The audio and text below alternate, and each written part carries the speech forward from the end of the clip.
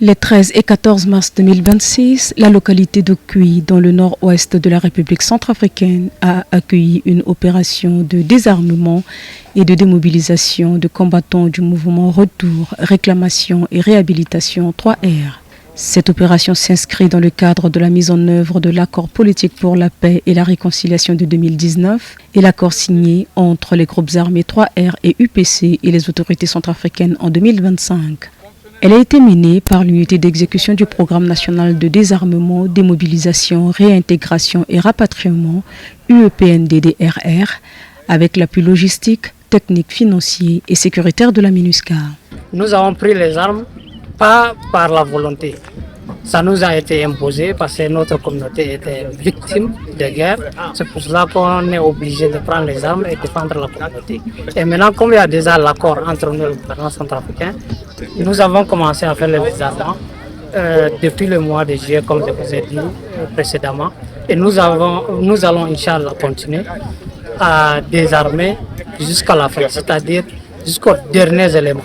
Après avoir remis leurs armes, les ex-combattants ont été enregistrés dans la base de données nationale, ont passé une consultation médicale et ont reçu leur kit ainsi que leur carte officielle de démobilisés dans le cadre du programme national de désarmement, démobilisation, réintégration et rapatriement. La motivation, les gens sortent de gauche à droite pour finir avec le processus parce que nous devons faire vite pour aller vers la dissolution.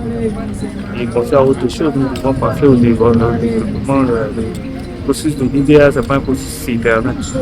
Depuis la signature de l'accord de paix le 19 avril 2025 entre le gouvernement de la République centrafricaine et les groupes armés Unité pour la paix en Centrafrique UPC et Retour, Réclamation et Réhabilitation 3R, ces mouvements ont intégré le processus de paix national, lequel inclut les opérations de désarmement et de démobilisation qui sont soutenues par la MINUSCA. Nous avons réussi à désarmer et démobiliser 74 éléments de 3R. C'était planifié de désarmer et d'immobiliser 70.